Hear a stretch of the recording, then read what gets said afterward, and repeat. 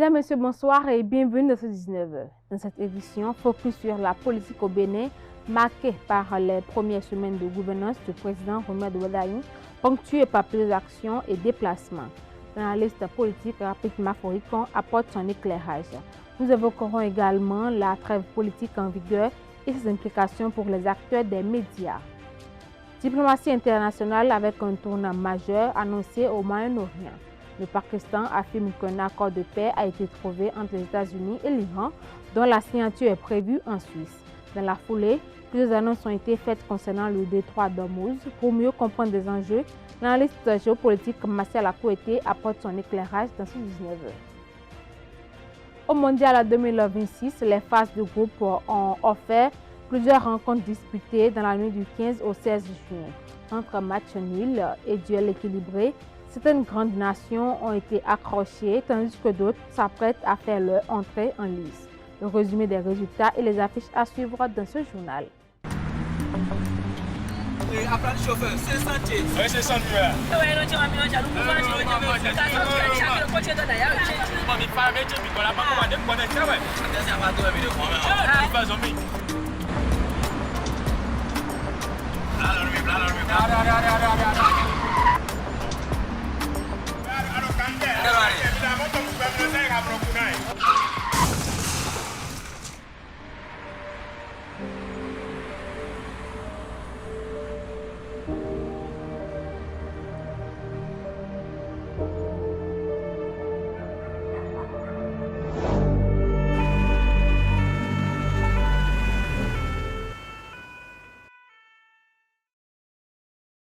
Ensemble, disons oui à la courtoisie au volant.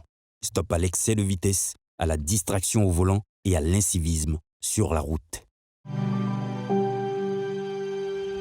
Tu viens d'avoir le bac ou tu veux te reconvertir dans un domaine d'avenir, faire le choix du numérique et rejoindre l'école supérieure d'administration, d'économie, de journalisme et des métiers de l'audiovisuel ESAE. De nouvelles filières sont disponibles dès cette rentrée: informatique et multimédia, informatique industrielle et maintenance, réseau informatique et télécommunications, système informatique et logiciel, sans oublier les filières initiales: administration générale, administration des finances, administration des affaires, sciences juridiques, sciences économiques, sciences de gestion, journalisme et métiers de l'audiovisuel. ESAE est disponible sur 4 sites: Cotonou-Badjoumendé, Cotonou-Akpakpa, Abomey-Calavi et Parakou. Pourquoi choisir l'ESAE? Des formations conçues pour le marché de l'emploi, des enseignants expérimentés et passionnés, des infrastructures modernes avec équipement de pointe, des opportunités de stage et d'emploi garanties. Les inscriptions sont en cours et les places sont limitées. Ne rate pas ta chance.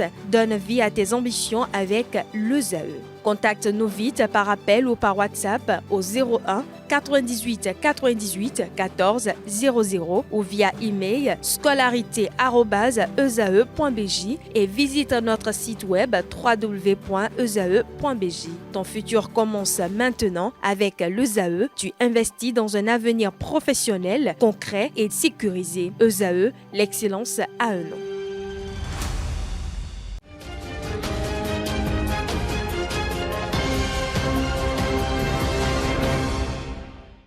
Mesdames, Messieurs, à nouveau bonsoir. L'ambassadeur de la Fédération de Russie au Bénin et au Togo, Igor Evdokimov, a été reçu en audience le lundi 15 juin 2026 par la ministre béninoise des Affaires étrangères, Corinne Amaury-Brunet.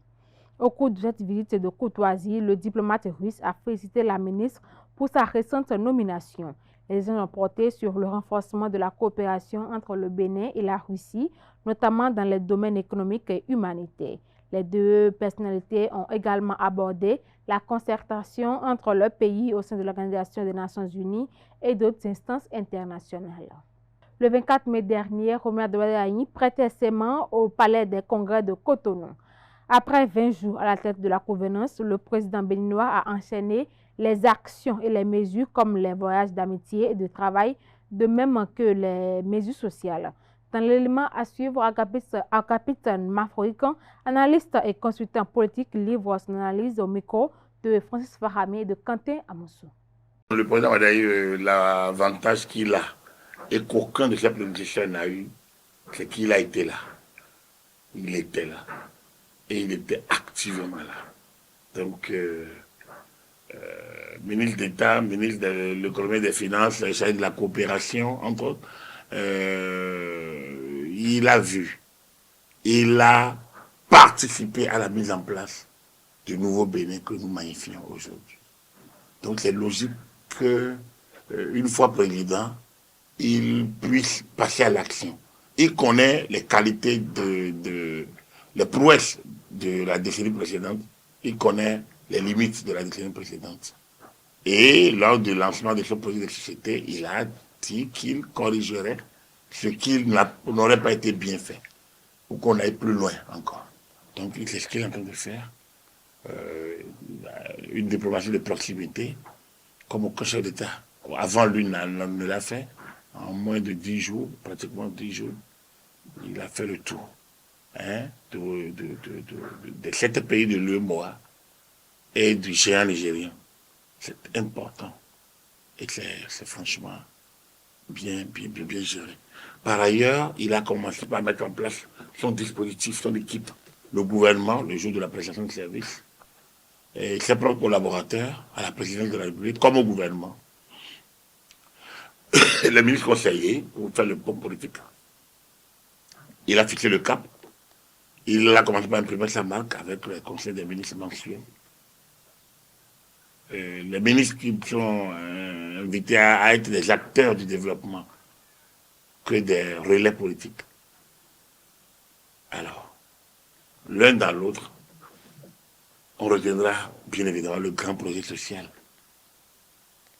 Disons, l'impact direct, faire des personnes, les pauvres, les cibles les plus vulnérables, les jeunes femmes, les jeunes filles. Gratuité dans l'enseignement secondaire. On parlera d'Agent-Lit. C'est pratiquement... Non, on parlera de projet Suède. On parlera de Suède.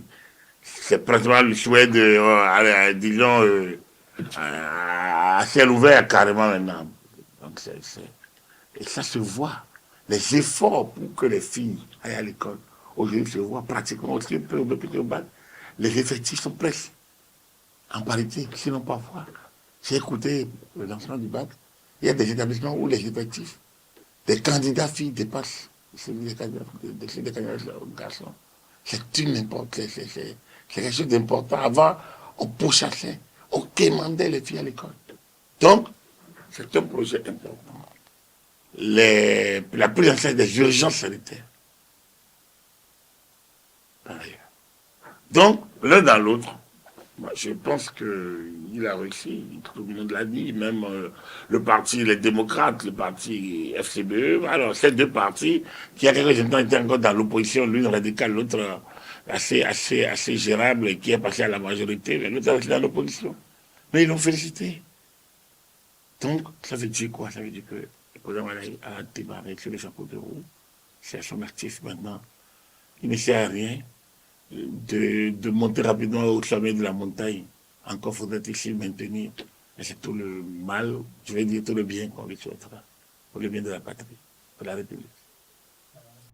La trêve politique au Bénin est une disposition issue de la révision constitutionnelle de novembre 2025. En vigueur depuis le 23 avril 2026, au lendemain de la présidentielle, elle interdit toute animation politique à finalité compétitive et électorale hors période de campagne.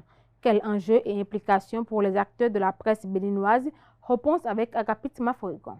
Pour blaguer, on dira que les médias traiteront la de l'actualité enfin. Les médias traiteront enfin la de l'actualité, qui à mon avis relève plus éminemment des questions de développement.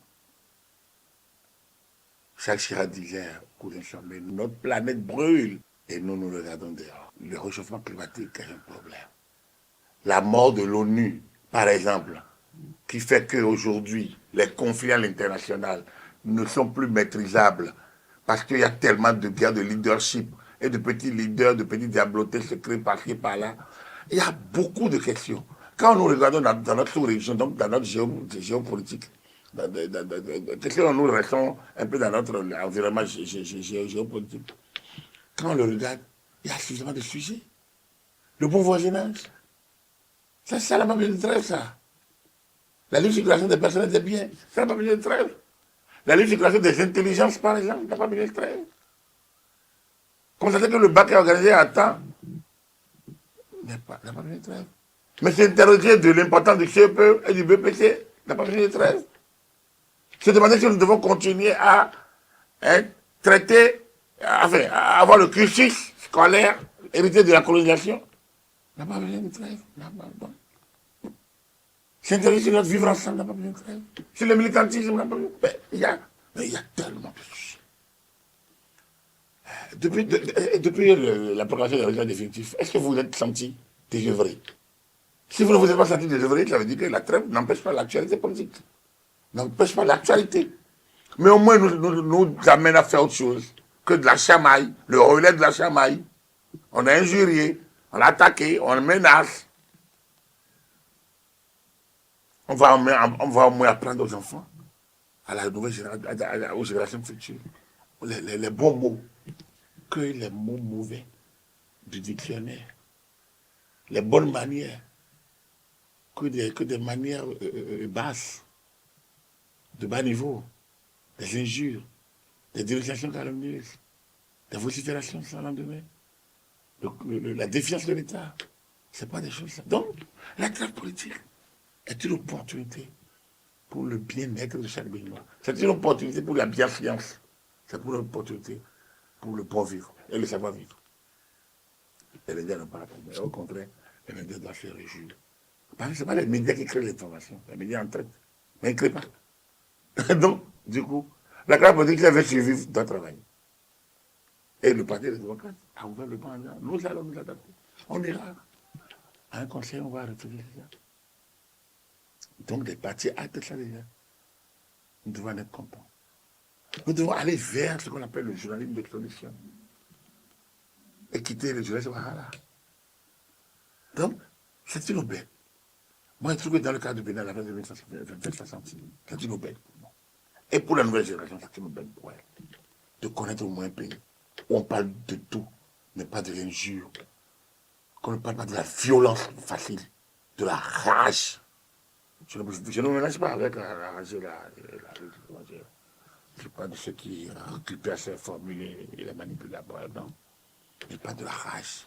Vous voyez certains qui sont enragés. Non. Nous sommes tous des Béninois.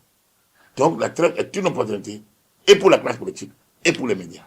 Le Premier ministre pakistanais a annoncé dimanche 14 juin 2026 un accord de paix entre les États-Unis et l'Iran. Sa signature est prévue le 19 juin en Suisse. Donald Trump a également annoncé la réouverture du détroit d'Ormuz et la levée du blocus naval américain après la signature. Interrogé par Nassirine Fatombi et Ulrich Amegampoué, l'analyste géopolitique Martial Akouete salue cette initiative qu'il considère comme un premier pas vers un accord définitif, même si son contenu reste inconnu. On le suit. La déclaration du Premier ministre pakistanais faisant état du fait qu'un accord aurait été trouvé pour mettre fin aux hostilités dans le détroit d'Ormuz et que cela va se concrétiser davantage le vendredi est une déclaration très attendue. On peut observer la réaction des marchés boursiers par rapport à cette annonce. Mais du point de vue stratégique et de la perspective géopolitique, avec l'expérience de ce conflit qui a démarré depuis le 28 février 2026, je peux dire que les rebondissements réguliers dont a fait l'objet ce conflit et les plusieurs fois que l'on a annoncé qu'un accord était sur le point d'être trouvé et que finalement la situation s'est empirée, m'amène à rester quand même sceptique par rapport à cette déclaration, même si cela semble vraiment prometteur. Dans la forme, la confirmation de cet accord par les États-Unis d'Amérique et l'Iran, et bien sûr de l'autre côté, Israël, de façon beaucoup plus silencieuse, veut directement dire qu'il y a quelque chose de nouveau dans cette déclaration. Mais puisqu'il s'agit du Moyen-Orient et qu'il s'agit des États-Unis, d'Israël entre dimanche et vendredi qui vient pour la signature définitive des accords. Beaucoup de choses peuvent encore se passer. Je sais que dans le fond, les questions fondamentales ou les raisons fondamentales pour lesquelles cette guerre a été déclarée ne sont pas forcément atteints comme objectif. La question s'est centralisée autour du détroit d'Ormuz et de la cessation des hostilités finalement. Nous aurons les 60 jours après l'observation de cet arrêt des conflits pour voir dans quelle mesure on pourrait vraiment gérer fondamentalement la question du nucléaire iranien, la question de la balistique, la question du soutien au procès dans la zone. Donc, le plus grand du travail pour lequel cette guerre a commencé reste à venir et c'est les prochains jours qui nous le diront. Mais maintenant, on peut peut-être espérer avec beaucoup de doutes, je le répète encore, que l'ouverture du détroit d'Ormuz sera une réalité, que les hostilités vont cesser et bien évidemment sur tous les fronts, le front libanais y compris. Dans un autre registre, la Cour de répression des infractions économiques et du terrorisme, la CRIET, a condamné un policier du commissariat de Kassato à 5 ans de prison ferme et à une amende de 5 millions de francs CFA. Il est reconnu coupable d'avoir libéré contre rémunération un présumé cybercriminel interpellé lors d'une patrouille. Selon les informations rapportées à l'audience, le fonctionnaire aurait négocié la remise en liberté du suspect en l'absence de sa hiérarchie en échange d'une somme de 500 000 francs CFA. Une collègue poursuivie dans le même dossier a quant à elle été relâchée au bénéfice du doute. Direction Le Borgou à Parakou, la réflexion sur le Bénin de demain a commencé par un livre. Vendredi 12 juin, la bibliothèque Kaeb de Zongo a accueilli le lancement de la République nouvelle, l'essai d'Adrien Dogbo. Une rencontre entre l'auteur, enseignant et citoyen pour repenser l'histoire et l'avenir du pays. Le reportage avec Jean Aclé et Elvi Kungeto. Le vendredi 12 juillet 2026, la bibliothèque Kaeb de Zongo à Parakou a servi de cadre de lancement officiel de l'essai La République nouvelle de Adrien Dogo. Au-delà de la présentation de l'ouvrage, cette rencontre a été un moment privilégié d'échange autour des idées portées par l'auteur dans une atmosphère conviviale et enrichissante. Dans la République nouvelle, nous avons simplement questionné notre quotidien aujourd'hui. Est-ce que le pourquoi la République aujourd'hui telle que conçue n'est pas en mesure d'apporter les réponses aux besoins de nos populations? Et donc dans la République nouvelle, nous avons questionné l'histoire pour voir quelle a été notre trajectoire depuis les lustres. Et aujourd'hui, on a compris, on a appris des leçons. Et au regard de ces leçons qu'on a compris par rapport à l'histoire et à la trajectoire politique de nos États, nous avons alors proposé la République nouvelle comme une réponse aujourd'hui face à la situation que vivent nos États. Les séances de dédicaces et les discussions avec le public ont témoigné de l'intérêt suscité par cette publication. L'auteur nous appelle, nous interpelle à nous auto-saisir de la responsabilité qui est la nôtre. En réalité, l'auteur nous appelle à un changement de mentalité parce que pour lui, l'Afrique en général et le Bénin en particulier est un peu malade. Donc il faut soigner la maladie et cela étant, nous devons nous approprier de la responsabilité qui est la nôtre en changeant de mentalité. Et il dit être parti de la République de Platon pour fonder la République nouvelle qui va permettre aux pays africains et particulièrement au Bénin de prendre son envol vers le développement sur tous les plans. La République nouvelle pour moi c'est éveil de conscience de la jeunesse par rapport à la gouvernance et à la gouvernance de l'Afrique en fait. Et inviter l'Afrique à changer ses manières de gouvernance, à prendre conscience de ce qu'elle vit. Quand on parle de la gouvernance, quand on parle de l'émancipation, quand on parle aussi et l'indépendance. Donc la République nouvelle nous invite à prendre conscience et à prendre connaissance de cela. L'auteur du livre revisite l'histoire politique du pays, interroge les choix du passé et ouvre la voie à de nouvelles perspectives pour la construction nationale. Pour atteindre cet objectif ultime, nous proposons dans la République nouvelle un certain nombre de leviers qui vont permettre une réorganisation politique, mais aussi citoyenne de nos États africains.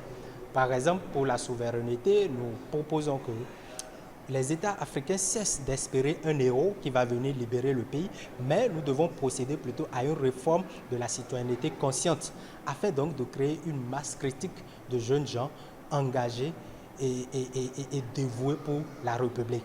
Plus loin, nous proposons par exemple en termes d'organisation politique la chefferie d'État, qui est une institution qui est le garant et le protecteur de la République, capable donc d'instituer la dynamique de développement de nos États. Ce moment d'échange autour de l'œuvre a réuni lecteurs, invités et les enseignants. Les discussions ont permis de découvrir davantage la vision portée par l'auteur ainsi que les enjeux abordés dans cet essai. Un ouvrage qui nourrit le débat public et invite chaque citoyen à penser le Bénin de demain. Société à présent, l'éducation évolue avec la société, tout comme les relations entre parents et enfants. Entre dialogue, liberté et discipline, certains estiment que l'autorité parentale s'affaiblit, tandis que d'autres pensent qu'elle s'exerce simplement autrement. Les parents ont-ils encore de l'autorité sur les enfants d'aujourd'hui? Des citoyens rencontrés dans la ville de Cotonou donnent leurs impressions.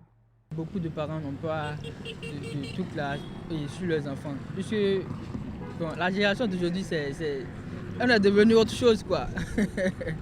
On est devenu autre chose. Il faut nous parler et tout avant d'agir et tout. Sinon, il faut beaucoup nous parler. Ça dépend. Quand on prend l'éducation que les parents recevaient avant et l'éducation que les parents donnent aujourd'hui, ce n'est plus la même chose. Les parents ont tendance à laisser aller, même souvent à l'école, quand leurs enfants font quelque chose et qu'on veut les punir, par exemple, ils disent que mon papa était tel. Donc, ce qui fait que les gens sont peur aussi de les toucher. Les enfants, il y a certains enfants qui sont trop gâtés et les parents qui ont tendance à trop laisser aller. Donc, ça fait que les enfants dépassent les limites de nos jours, ils n'arrivent plus à respecter les parents et font ce qu'ils veulent. Parce qu'ils se disent que, bon, à part ça, ils se disent que les parents, ils font pas grand-chose, quoi. Qu'eux-mêmes, ils peuvent se chercher. Du moment où ils voient les autres aussi, ils font ce qu'ils veulent. Bien, les jeunes, comment les jeunes vivent aujourd'hui, eux-mêmes, ils se disent que s'ils font ça, eux-mêmes, ils sont capables. Donc, ils n'ont plus besoin de leurs parents. Et ils ont tendance à souvent aller à l'encontre de ce que les parents leur disent. Ça dépend, comment les parents ont su gérer l'enfance de leurs enfants. Si tu as laissé tes enfants depuis le bas âge, ce qu'il faut faire depuis le bas âge et que tu n'as pas fait, et c'est quand il est grand que tu veux commencer par donner ton autorité sur eux, ça ne peut plus marcher. Ce que moi je peux dire, que c'est depuis la base que tu dois faire tes devoirs de parent. Là, demain, ton enfant ne serait pas un handicap pour toi. La responsabilité est partagée entre parents et enfants. Parce que de nos jours, aujourd'hui, les enfants, avec leur éducation, les parents ont une part de responsabilité sur la vie que mènent les enfants d'aujourd'hui. Pourquoi je dis ça? La fois passée, j'étais chez un ami qui vient de la France, elle vient de la France, et je l'ai accompagné dans sa maison. À côté de la maison, il y a une jeune fille âgée à peu près de 22 ans, comme ça. Lorsque je me suis rendu compte, je me suis renseigné par rapport à ça après l'acte. Et sa maman lui demandait, elle allait où?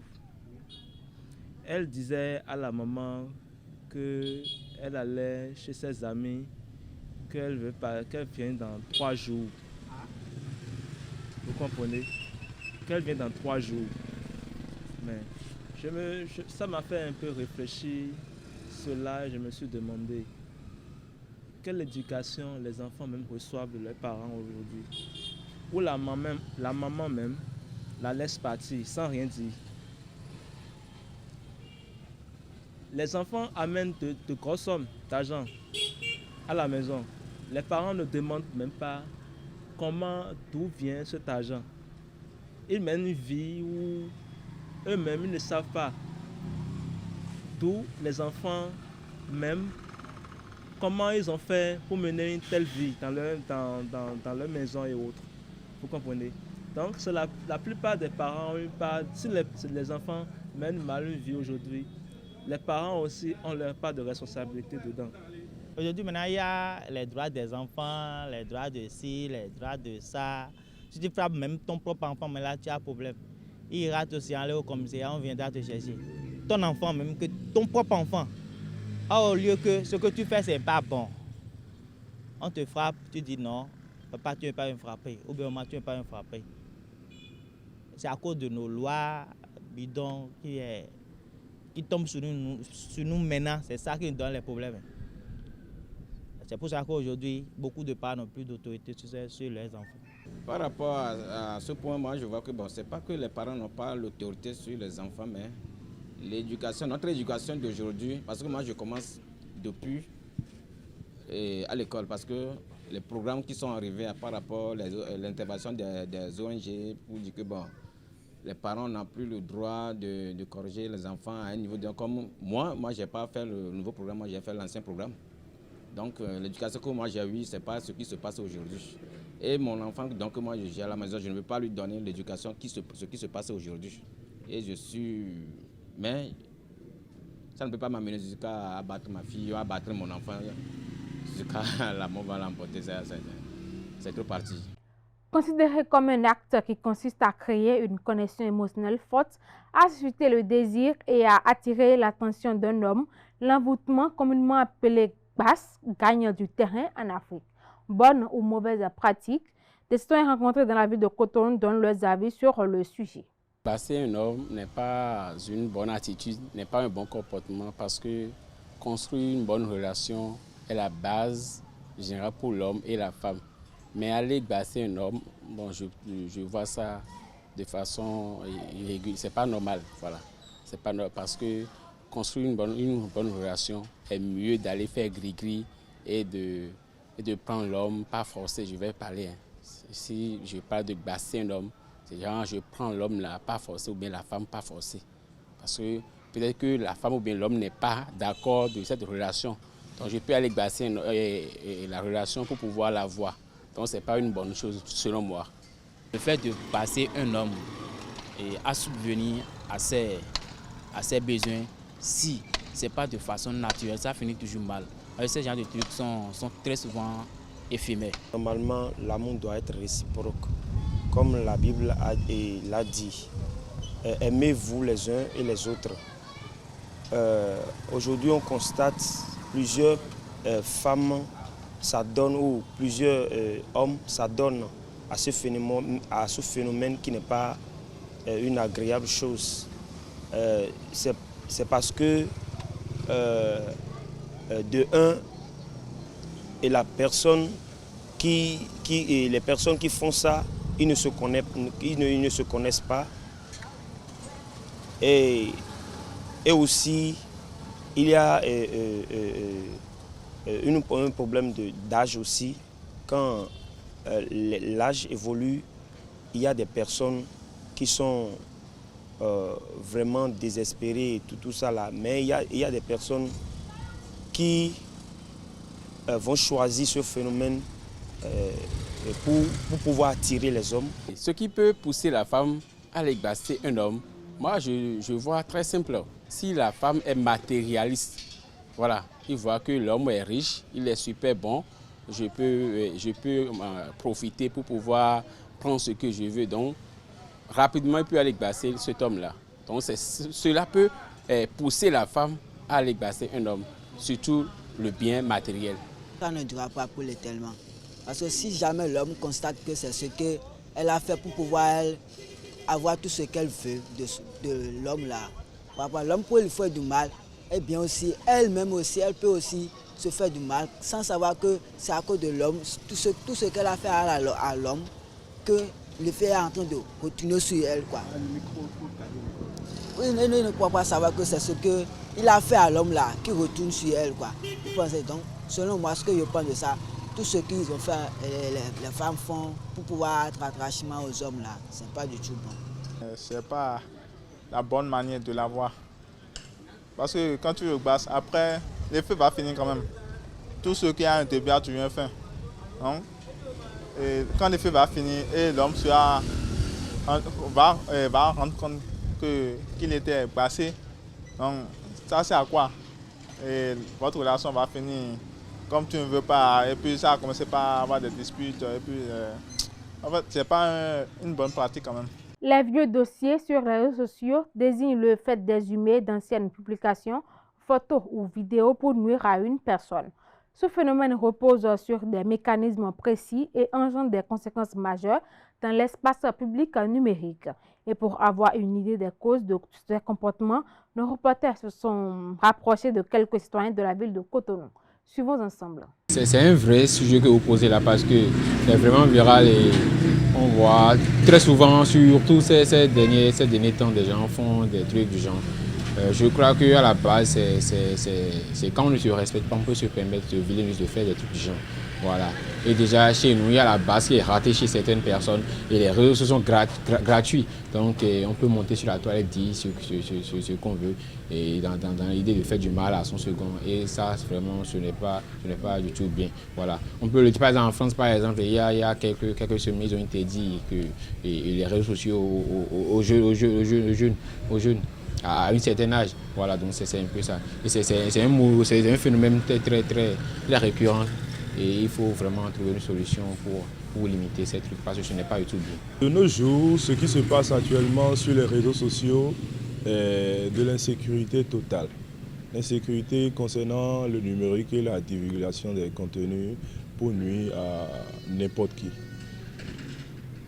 Est-ce que nous allons dire que c'est forcément une intention de nuire? Oui, à voir les faits, on dira que c'est une intention de nuire, mais bon.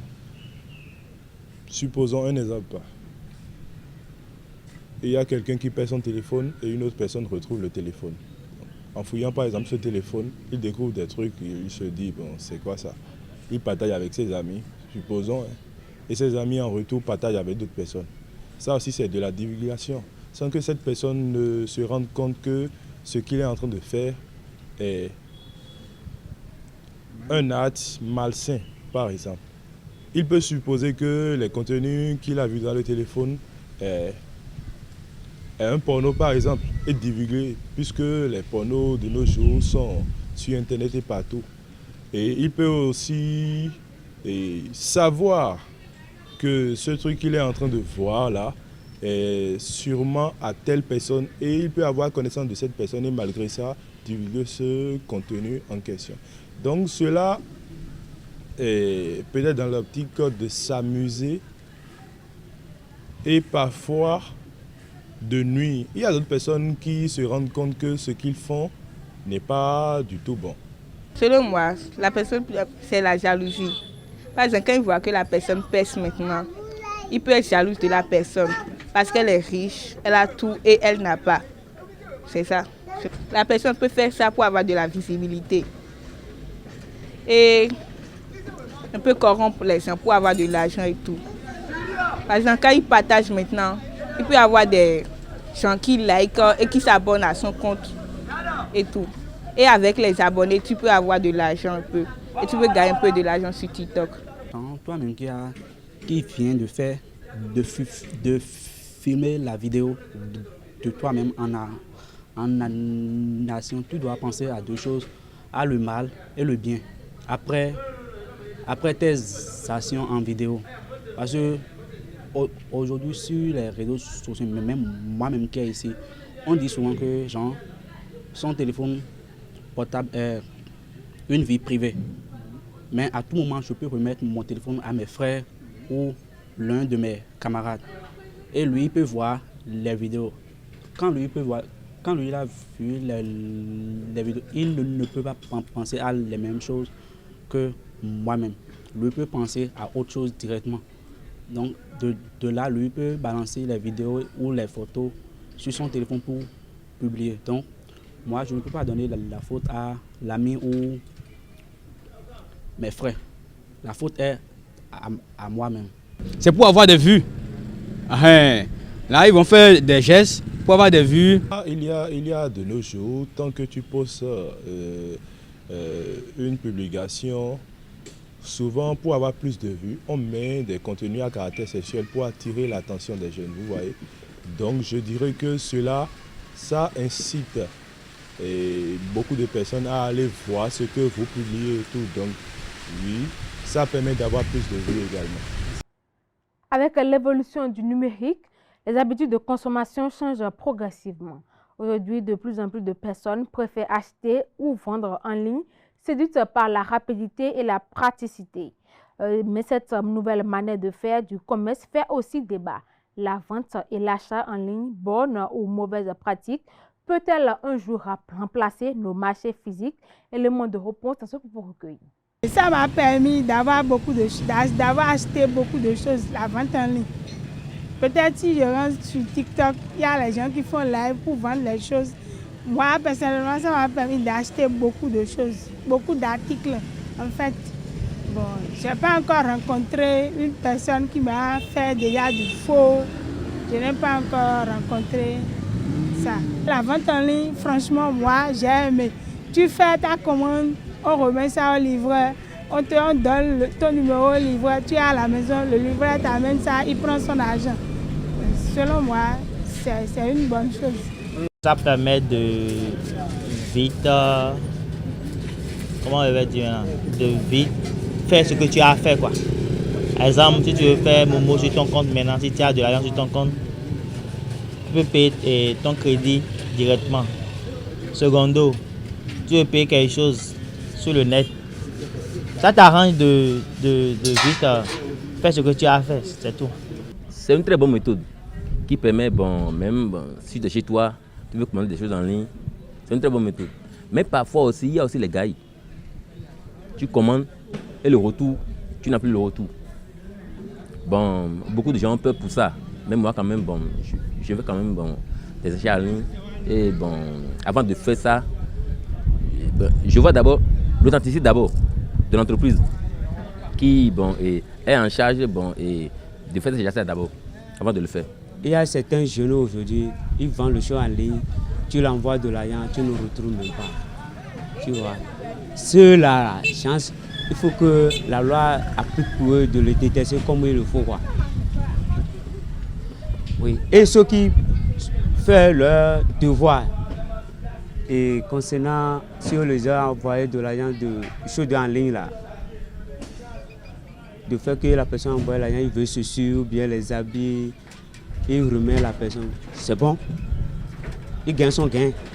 C'est bon. Moi j'apprécie ça. Souvent, tu tombes sur des fake news ou bien des fake pages. Et souvent, c'est les arnaqueurs. Ils te disent que ils font les ventes en ligne, tout ça. Quand toi, tu succombes à ça, ou bien tu te dis que c'est la vérité et tu le fais, tu vas constater que c'est au fait des arnaqueurs, quoi. Ils vont t'arnaquer, prendre ton argent. Tu vas croire que c'est la vérité, ils disent non. C'est rien que des failles. C'est que tu donnes ton argent et tu succombes au mensonge, en fait. De même, il y a, comment on dit, des pages où c'est la vérité, ils disent. Quand tu viens, ce que tu achètes, tu vas le trouver. Ils vont t'amener ça. Mais il y a tout. C'est les fake pages et quand tu achètes, tu envoies ton argent, tu ne trouves rien en retour. Avec l'ampleur que ça prend maintenant là, ça prend pas les marchés. À condition que les marchés maintenant sont ouverts à tout le monde. Il y a tout le monde qui y va, qui reviennent. Les marchés, tu vas maintenant à côté, acheter quelque chose de 1000 francs rapidement, tu as ça chez toi. Ça ne peut pas, non. On ne peut pas dire que ça peut remplacer les marchés, non. C'est pas tout le monde qui a des portables Android pour faire des commandes, des choses, quoi. Tu vois, il y a certaines personnes, par exemple, nos mamans maintenant, elles ne savent pas, surtout ceux qui sont au village, on va dire, ne savent pas l'importance de la vente en ligne. Et leur problème, c'est d'aller au marché, aller acheter les choses. C'est une faveur à nous tous. Tu seras à la maison, tu commandes et les choses viennent. C'est bon. C'est que celui qui en train de faire le travail et celui qui vend aussi, il gagne, c'est le gagnant-gagnant quoi. Et celui qui est à la maison aussi, elle-même aussi, elle est une bénéficiaire dans tout ça là quoi. Hors de nos frontières, à l'ouverture de la Convention et exposition africaine du transport aérien 2026 à Lomé, le président du Conseil togolais, Foya Sigbe, a appelé à une Afrique davantage connectée. Selon lui, le transport aérien constitue un levier essentiel pour le commerce, la mobilité des populations et l'intégration économique du continent. Le dirigeant togolais a également souligné que le développement des liaisons aériennes représente un facteur de souveraineté et d'opportunité pour la jeunesse africaine. La rencontre réunit dans la capitale togolaise des responsables politiques, des experts et des acteurs du secteur autour des défis liés à la modernisation des infrastructures et au renforcement du marché aérien africain. En République démocratique du Congo, le Sénat a adopté à l'unanimité le 15 juin 2026 la proposition de loi fixant les modalités d'organisation d'un référendum. Cette adoption intervient après le feu vert de l'Assemblée nationale. Les sénateurs ont toutefois apporté des modifications au texte, notamment sur la composition de l'Assemblée constituante chargée de préparer les réformes soumises au vote populaire. Une procédure d'harmonisation entre les deux chambres devra désormais être engagée. Ce projet suscite des critiques de l'opposition qui voit une étape vers une révision constitutionnelle. De son côté, la majorité présente cette réforme comme un cadre juridique nécessaire à l'organisation des consultations référendaires. Sport pour boucler ce 19h, des jours passionnants pour les amoureux du football. La nuit du lundi 15 au mardi 16 juin 2026 a été particulièrement animée lors des phases de groupe de la Coupe du Monde. L'Espagne a été tenue en échec par le Cap-Vert sur un score nul et vierge. L'Égypte, quant à elle, a tenu tête à la Belgique dans une confrontation très équilibrée qui s'est soldée par un match nul d'un but partout. Même score entre l'Arabie Saoudite et l'Uruguay. L'Iran et la Nouvelle-Zélande se sont séparés sur un score de parité de 2 buts partout. Pour le compte de la soirée de ce mardi, c'est l'entrée en liste des candors de la compétition. La France, finaliste de la dernière édition de la Coupe du Monde, sera opposée au Sénégal, champion d'Afrique. Une rencontre très attendue qui pourrait réserver bien des surprises. Un peu plus tard, l'Argentine, championne du monde en titre, croisera le fer avec l'Algérie. Une rencontre dans laquelle la bande à Lionel Messi part favorite. Par ailleurs, les affiches Irak et Norvège, Autriche, Jordanie seront également au programme. Mesdames et messieurs, c'est tout pour ce journal. Merci de nous avoir suivis et à très bientôt.